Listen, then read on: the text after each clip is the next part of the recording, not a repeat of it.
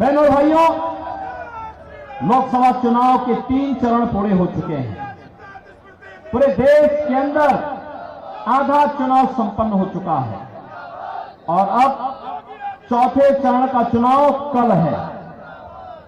कल फिर 10 राज्यों में 96 सीटों पर चुनाव है। यानी अब तक तीसरे चरण आते आते जो अब तक देश के अंदर मोदी लहर थी, वो मोदी लहर अब एक सुनामी का रूप लेने जा रही है, क्योंकि जनता जनार्दन के मुंह से एक ही शब्द फूट रहा है और बहनों और भाइयों, वह है कि फिर एक बार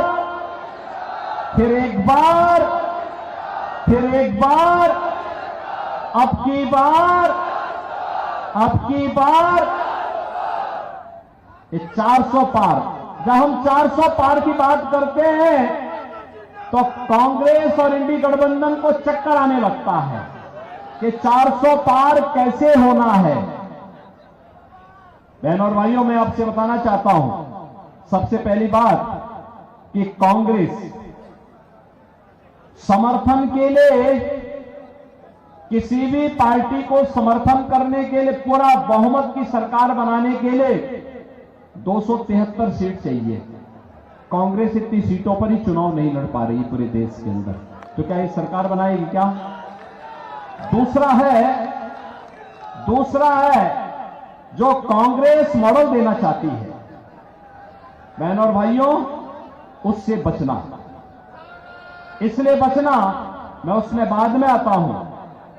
लेकिन जब देश के अंदर अलग अलग राज्यों में मुझे जाने का अवसर प्राप्त हुआ, पश्चिम में पहले चरण, दूसरे चरण, तीसरे चरण के मतदान के बाद जब भी हम जनता जनार्दन के पास गए, हमने कहा भी फिर एक बार मोदी सरकार आप चिल्ला रहे हैं, अब की बार 400 पार की बात कर रहे हैं, कैसे होगा?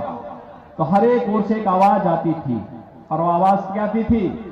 लोग एक ही बात कहते थे कि जो राम को लाए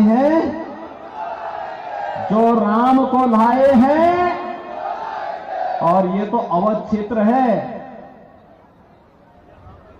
अवध क्षेत्र के लिए तो एक नया बिहान है, एक नया सवेरा है। 500 वर्षों का इंतजार समाप्त हुआ है। अयोध्या में प्रभु रामलला विराजमान हुए हैं और इसकी बधाई आप सबको।